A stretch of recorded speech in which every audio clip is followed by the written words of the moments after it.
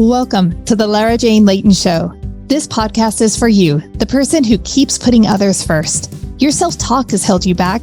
You no longer need to take a second seat. Let's explore ways to overcome self-doubt. You can silence that inner bully voice and achieve your full potential. Here's your host, Lara Jane.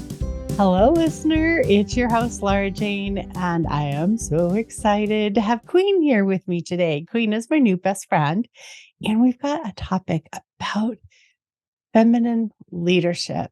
So you, as that corporate professional who's busting your butt all day long, just giving and giving, there's a piece of leadership that you're doing in that naturally. We're going to help you pull that out and find how to embrace that feminine leadership and be bold and be you and find that authentic voice. All the information about Queen is in the show notes. You can just look up right there. But Queen, help my listener empower their feminine leadership skills. Hi. Hi, everyone. So let's talk about feminine leadership, generally speaking. I just to give you a brief over myself, I have a really big corporate background. So I did work for a lot of those big tech companies, like the Fortune 500 companies. I'm talking about eBay, Microsoft, and Apple. And I was in the managerial level in all of those. And that was before transitioning to becoming my own boss and having my own structure with my own businesses as today. And so, Laura, ask me your question. What do you want to know about feminine leadership? So as you were working in these amazing corporate environments, and you said you were in technology. Yeah. I too grew up in the corporate technology world, and it is flooded with the masculinity. You know, I remember some of the first meetings I was going to, I was the only woman. Yeah. And finding that feminine power and being seen in that masculine sea is quite a feat. So as you were finding your leadership in this world of, and then I don't want to badmouth men. It's not that there's anything wrong with it. It's that it's lopsided, and only that there's so many more in, especially the technology area, than there are others. So how did you find that leadership in you? Yeah. I completely understand this question and exactly what you said. And I will literally be, transparent with you. In the first few days, it wasn't easy. Like, I was feeling so much stress and I was like, how am I going to make it happen? And in my precise experience, I started my first managerial job at 24 years young. So I was definitely the youngest in the whole batch of managers. So I knew when I put that pressure in me that I had to prove myself. I had to prove that I belonged there. Everyone else had so much more experiences, but me, I was younger and I had less experiences, but I knew that I was meant to be there. It's something that I had a calling for at a very young age, right? So back to this, I did study marketing and I did study management and I did study leadership and all of this stuff. And so I was like, let's go fully into it. And so the first thing that I would base myself on and to find that confidence is that I did the job of my subordinates and I was really good at it. And my job as a manager was to teach and show and coach my subordinates to be as good as I was. And so I focused on this. And when I focused on this and I worked with all of my passion and my heart, my team ended up being one of the first one to hit the targets. And so based on that, I was like, okay, this showed my perspective. This showed what I was there for. This proved that I was there for a reason. And that was not just there because I was lucky or because I was pretty or anything like that, right? And that just gave me a boost of confidence as to, oh, wow, these people have a lot more experience than me, yet I really beat them with my team, with passion and love for my work. So that is something I really tapped into to really grow into my confidence. And I kept on working hard, and I kept on giving the best performance that I can through my team, and never, ever take the praises for my team's results. That is one thing that is about leadership. A lot of people will grow into leadership roles just because they want to do less, right? They want to just take the praise and be like, oh, okay, good, whatever. It wasn't me. It wasn't who I was thinking as me being, right? It was not aligning with my values, and it was not aligning with what I learned about leadership. And before that role, I had the privilege to really enroll into Harvard Business School leadership programs. And that really taught me the best thing I could ever learn from any of the sources that I've learned from before. And these are the things that I applied in that job that gave me really the best results.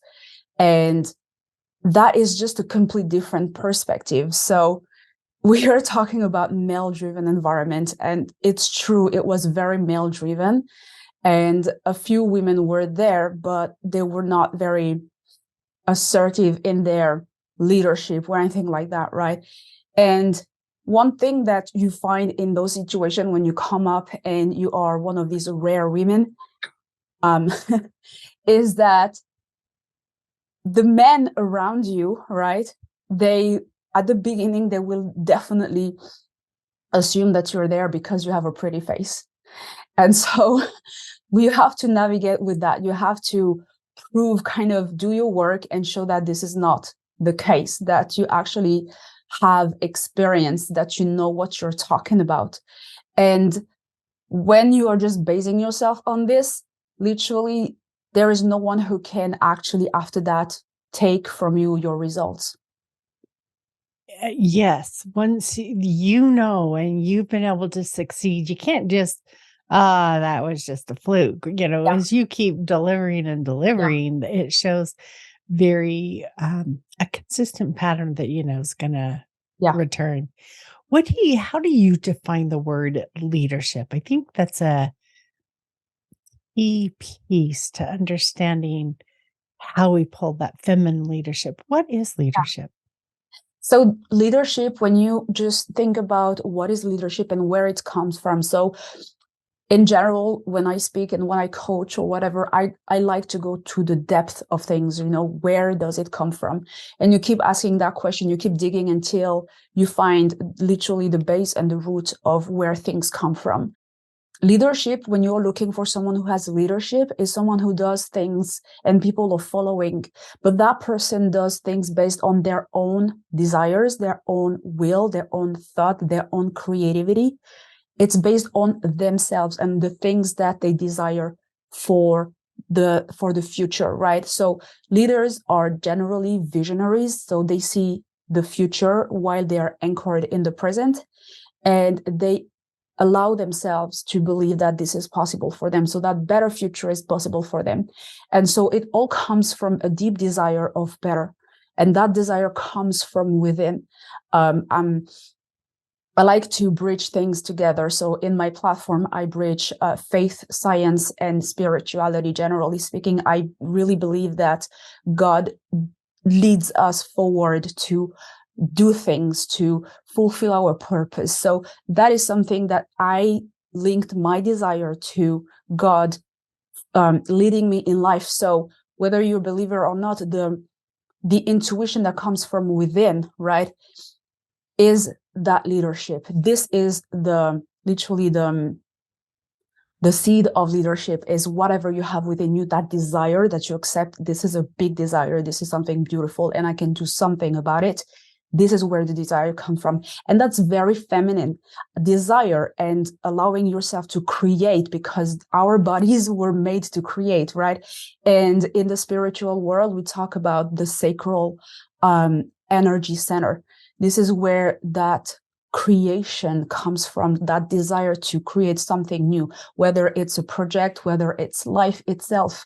And this is where I really believe that leadership, generally speaking, is something that comes from a very feminine origin. Then going forward and applying the steps to make things happen is the masculine energy supporting the feminine.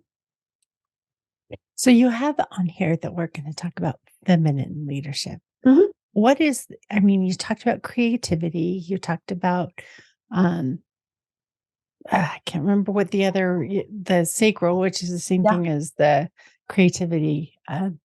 What else makes it a unique, what's unique about feminine leadership over leadership in general? It's that it's based from an inner knowing. You don't have to have the proof around you that things are gonna concretely manifest.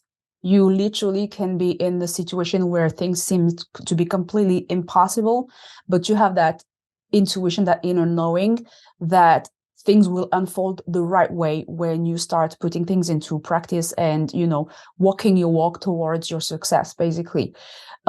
Generally speaking, people, and even myself in my platform, when I see myself talking about leadership, I see more men coming and listening and paying attention than women, generally speaking, because I know that in our society, we think that leaders, if you hear the word leader, you think of a man, generally speaking.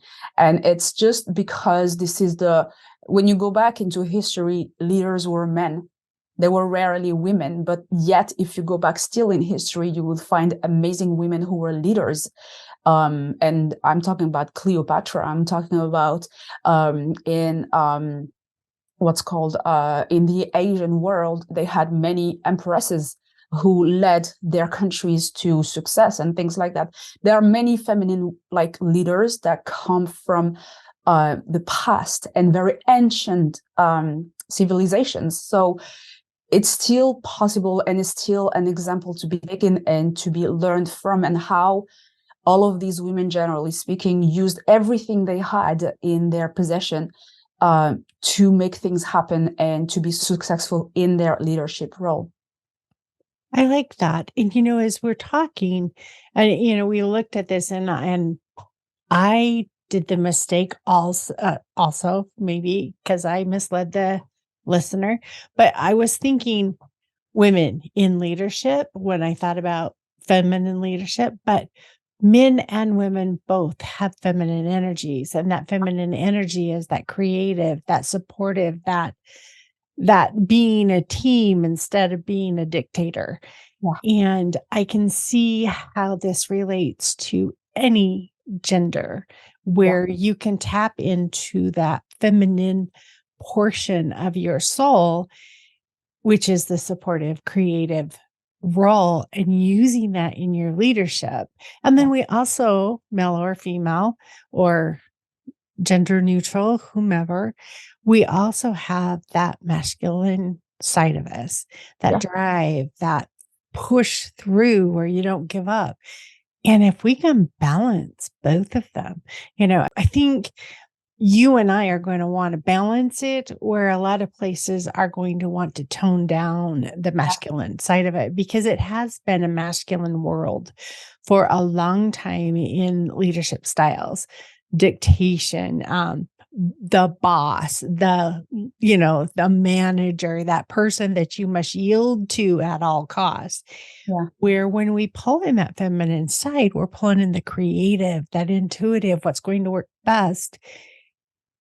And I loved that definition. So I was kind of repeating it, but I just wanted to make sure we are talking about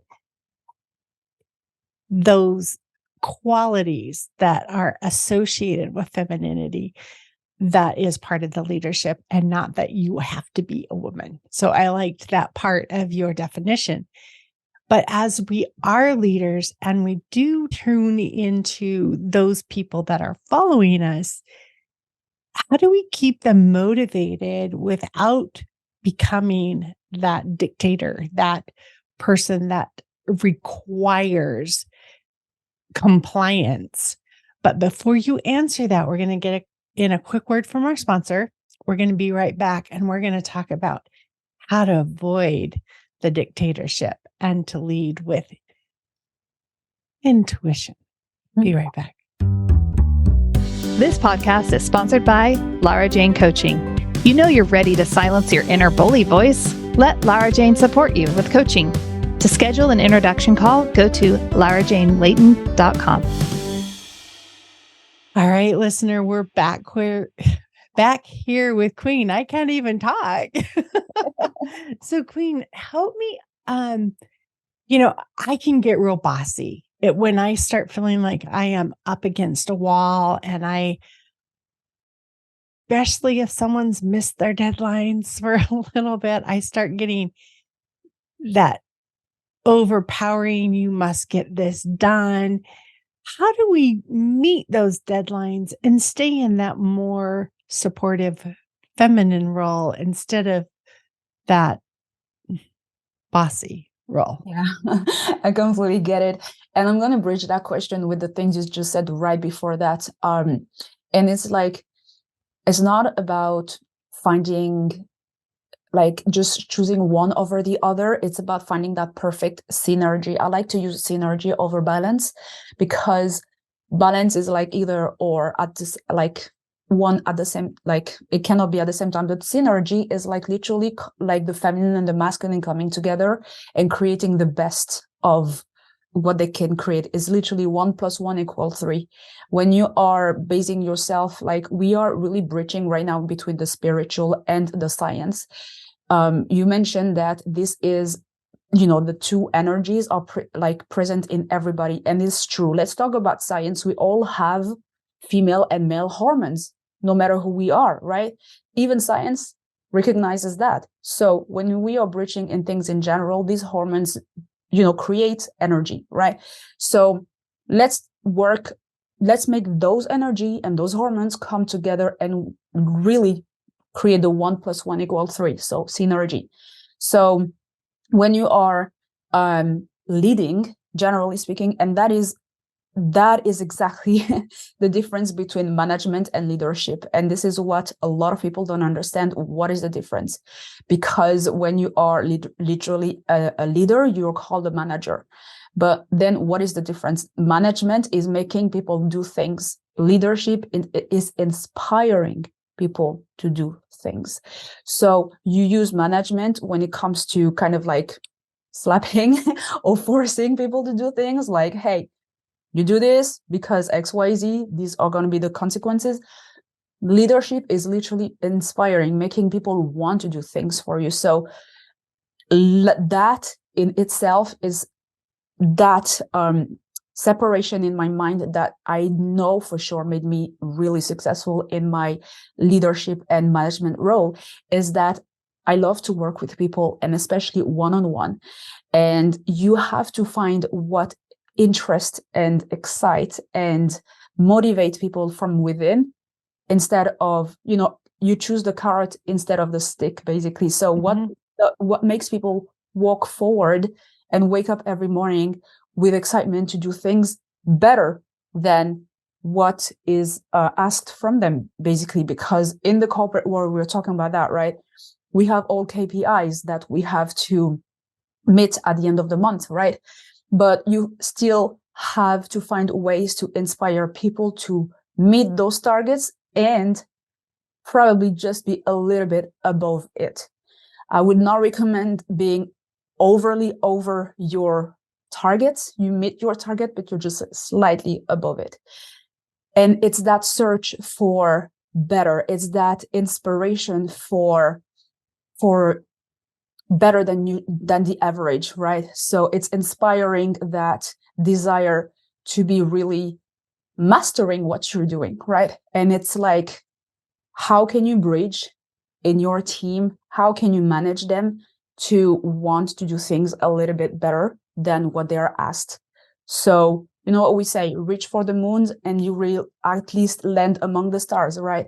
So have standard, but have them in a way that you communicate them that really excites your team. Like, yes, let's do this, like in a very, very inspirational way.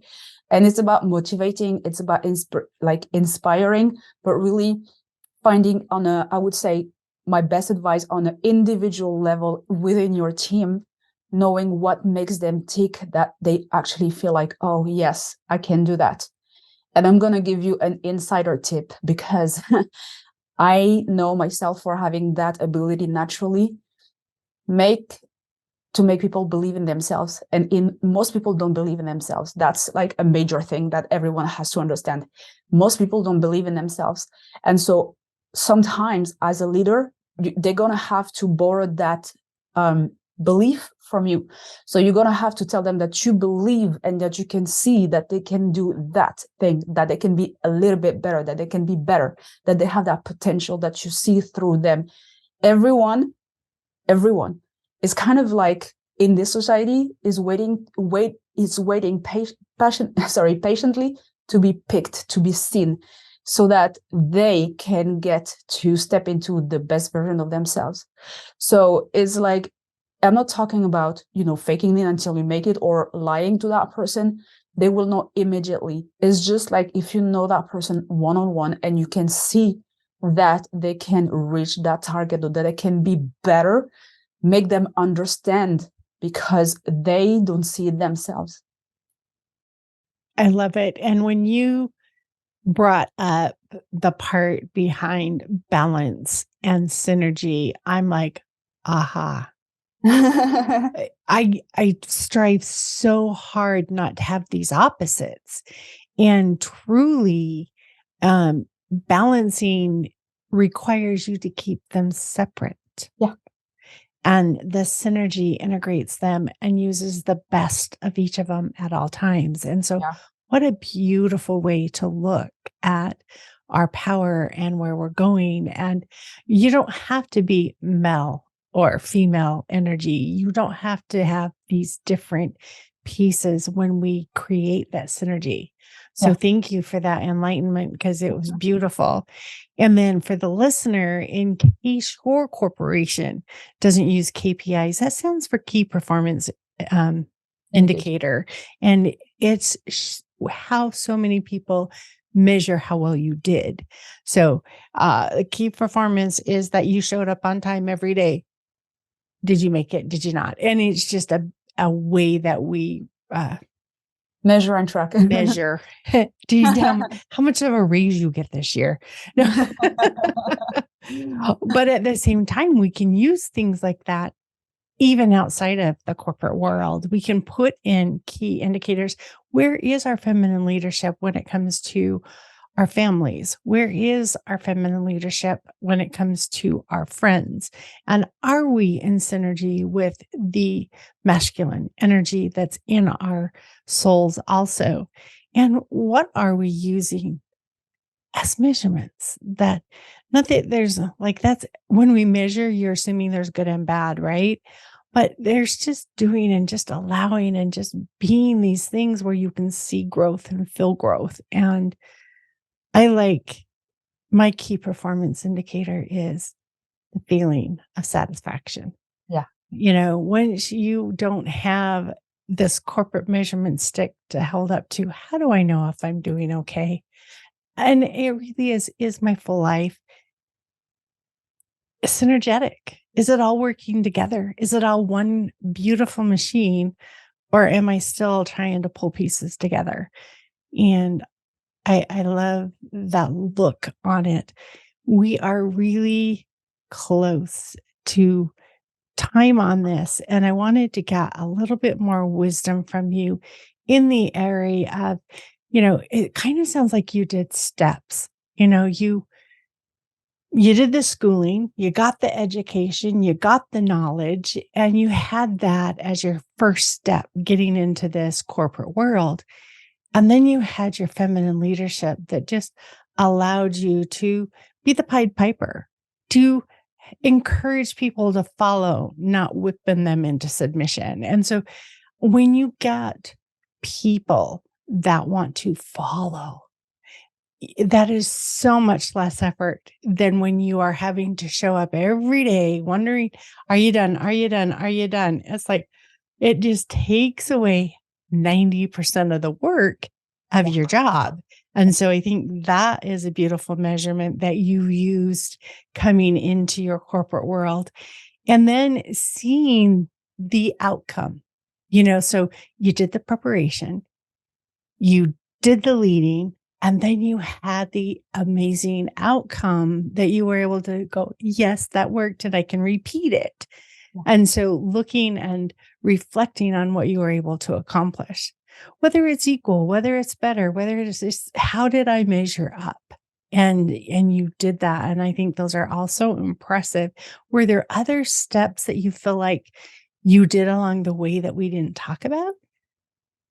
Learning, keep on learning, and keep on learning about yourself before anything else, because the more you know yourself, the more you'll know how far you can go, and don't hesitate to challenge your limits just a little bit at a time, but you'll get there. Just keep knowing yourself. For me, precisely that, the thing that has been the backbone of my career is diving into psychology, because I am naturally obsessed with the human brain. I love knowing all of this stuff. So that we don't talk about that enough, that leading has a lot to do with understanding the human brain, the human behaviors, generally speaking, and how you can influence those behaviors of people around you, whether you're managing up or down or at the same level. Everyone has, interest. Everyone is looking for something. Everyone is going after something. It is just about really going deeper into mastering your emotional intelligence. We don't talk about that enough when it comes to corporate, but emotional intelligence is the number one key that really is like the magic thing that will make you a better leader than anybody else is around you. Yes. It's not a competition. If you're a better leader today than you were yesterday, you're doing good. The competition of watching how other people are doing it is nice because it keeps us motivated, but it's not, you do not have to be better than anybody. You just have to be your best you. Yes, I agree. I agree. However, when you're still in that corporate setting, this is the setting that you're being put into, like you are, it's you versus the other teams. And at the end of the day is a complete company together advancing. And I don't believe in competition, generally speaking, because I'm out of this setting. But when you are still in that corporate world, this is what you have to deal with no matter what. So, yeah. Yeah. Wouldn't it be, I know this is probably not as possible as I would love it to be, but you do get measured per department. And one department can be killing it. Yeah. And the other one can be suffering. And because those two aren't both doing well, the corporation would probably be better if the one wasn't being so good and allowed the other one to come up to speed. Because what really we need to focus on is the company itself progressing with all the departments, and where can I support all? And I think that that's one of the pieces that corporations get to play with. Is it's not a department competition. It is a corporate. As if the corporation is flourishing, we will always have employees to hire. We'll always be able to share back. But when it doesn't flourish, then there's unemployment. Then there's other things that happen. And so whatever we can do as individuals for the greater good, whether it's in a corporation, whether it's in the world, whether it's in your city, whether it's in your home, whatever you can do for the greater good of who you are interacting with at the time is what I strive for. I want to do what's best for everyone, not just me. Exactly. What you have explained right now is literally the reflection of just focusing on the masculine energy, because men do love competition. That's what's happening. I'm saying men generally speaking, but the masculine energy loves competition. The feminine doesn't believe in competition. The feminine gathers everything. The feminine brings together in the same level. There is not like this or that, like higher or under. The masculine wants to compete. And so this is exactly where you have that imbalance in companies, where it's not about sharing, but it's about me against you. Yeah. And I love that the world is getting more synergy in that area. They're incorporating all things, not just one or the other. So Exactly. I think this has been beautiful. If you have any last minute things, if not, we'll close this out. It's been an absolute pleasure. I'm available for coaching, generally speaking, and I am also available for corporate coaching. So that means that if you need your leadership to be trained in leadership, and God knows that a lot of companies need that these days, I'm available for this type of coaching. Yes.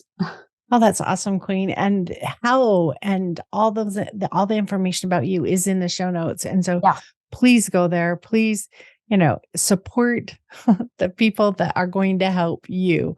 I get so excited how much value the guests supply to the listener. And you are a great value to everybody. So thank you for your time, listener. Queen and I are not medical or mental professionals. We are here for entertainment purposes.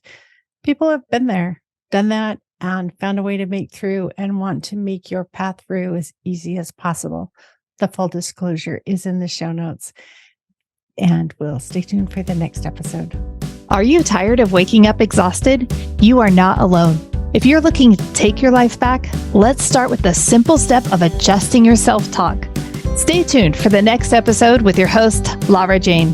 Remember to follow the show so you don't miss a next simple step that you can use to feel more confident. And please leave an honest review.